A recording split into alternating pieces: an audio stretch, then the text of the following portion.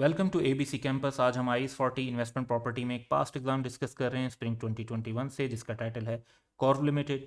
You have recently joined as the finance manager of corp limited while reviewing the draft financial statement for the year ended 31st December 2020 prepared by the junior accountant. You have noted the following: CL acquired a 3-story building on 1st March 2020. CL uses the ground floor for its marketing department, while remaining 2 floors were in excess of CL's needs and therefore were rented out.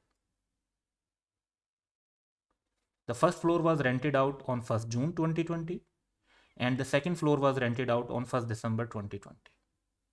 The accountant has recorded the building as property, plant and equipment. The depreciation on ground, first and second floor has been computed from 1st March 2020, 1st June 2020 and 1st December 2020 respectively. The accounting policy of CL is to carry land and building at fair value wherever permitted by IFRS. Discuss how the above issues should be dealt in the financial statement of CL for the year ended 31st December 2020 in accordance with the requirement of IFRS.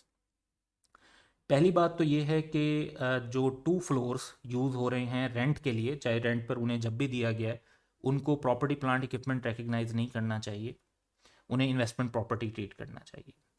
उनका जो rent है वो जिस time से receive हुआ है उस हिसाब से उसकी जो अकाउंटिंग है प्रॉफिट और लॉस के अंदर, और अगर कोई अमाउंट प्रीपेमेंट्स की है तो वो रिकॉर्ड कर लेनी चाहिए। फर्दर ये कि क्योंकि इनकी पॉलिसी फेयर वैल्यू की है तो इन्वेस्टमेंट प्रॉपर्टी को फेयर वैल्यू पे मेजर करना चाहिए, और जो आइटम इन्वेस्टमेंट प्रॉपर्टी से रिलेटेड हैं उनकी डेप्रिसिएशन चार्ज नहीं होनी चाहिए थी, तो उस डेप्रिसिएशन को रिवर्स कर देंगे क्योंकि फेयर वैल्यू मॉडल में डेप्रिसिएशन चार्ज नहीं होती। तो अब इसके सोल्यूशन को डिस्कस करते हैं। तो पहला पॉइंट जो हम डिस्कस करेंगे वो ये कि जो पूरी की पूरी बिल्डिंग को प्रॉपर्टी प्लांट इक्विपमेंट के तौर पर रिकॉर्ड करना वो इनकरेक्ट है। तो अकाउंटिंग ट्रीटमेंट जो अभी तक फॉलो की गई है कि सारी की सारी बिल्डिंग प्रॉपर्टी प्लांट इक्विपमेंट के तौर पे डील की गई है, दैट इज इनकरेक्ट। 2 फ्लोर्स जो रेंट किए हैं सेपरेटली, इनको इन्वेस्टमेंट प्रॉपर्टी के तौर पे रिकग्नाइज होना चाहिए, और जो ground floor marketing department use कर रहा है वो प्रॉपर्टी प्लांट इक्विपमेंट के तौर पर ही रिकॉर्ड होना चाहिए, और उसकी यूजफुल लाइफ के हिसाब से डेप्रिसिएशन भी चार्ज होनी चाहिए।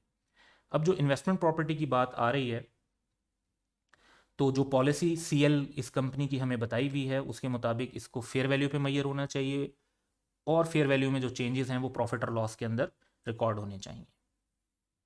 तो फेयर वैल्यू ईयर एंड पे डिटरमिन करनी होगी, और इस हिसाब से जो डिफरेंस होगा गेन या लॉस वो प्रॉफिट और लॉस के अंदर रिकॉर्ड किया जाएगा।